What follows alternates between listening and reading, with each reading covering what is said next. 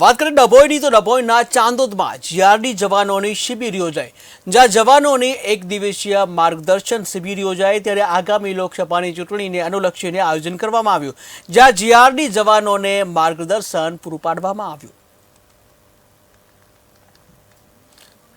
તો જીઆરડીની જે માર્ગદર્શન શિબિરનું આયોજન કરવામાં આવ્યું, જ્યાં ડભોઈના ચાંદોદમાં જીઆરડી જવાનોની શિબિરનું આયોજન કરવામાં આવ્યું હતું। ત્યારે જવાનોની એક દિવસીય માર્ગદર્શન શિબિર યોજાઈ હતી, જે આગામી જે લોકસભાની ચૂંટણી આવી રહી છે ત્યારે આગામી લોકસભાની ચૂંટણીને અનુલક્ષીને આ આયોજન કરવામાં આવ્યું છે, જ્યાં જીઆરડી જવાનોને માર્ગદર્શન પણ પૂરું પાડવામાં આવ્યું છે। ત્યારે લોકસભાની ચૂંટણી જ્યારે નજીક આવી રહી છે ત્યારે જીઆરડી પણ જે સુરક્ષામાં ક્યાંક ને ક્યાંક તૈનાત હોય છે, ત્યારે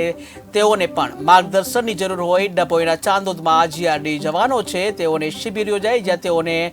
જે આગામી લોકસભાની ચૂંટણીને અનુલક્ષીને માર્ગદર્શન આપવામાં આવ્યું। આગામી 7મી મેના રોજ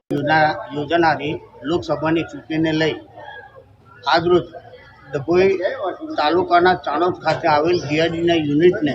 એમની ચૂંટણીની ફરજો કઈ કઈ છે એ બાબતેની તાલીમ આપવા માટેનો એક કેમ્પ એક દિવસીય યોજવામાં આવ્યો હતો, જેમાં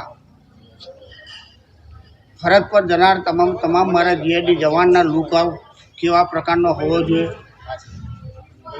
એમની ચૂંટણીની ફરજોની અંદર શું શું હોવું જોઈએ, એમનો કોના હુકમનું પાલન કરવું, એમની ફરજ કયા સમયથી ચાલુ થાય અને કયા સમય સુધી પૂર્ણ થાય,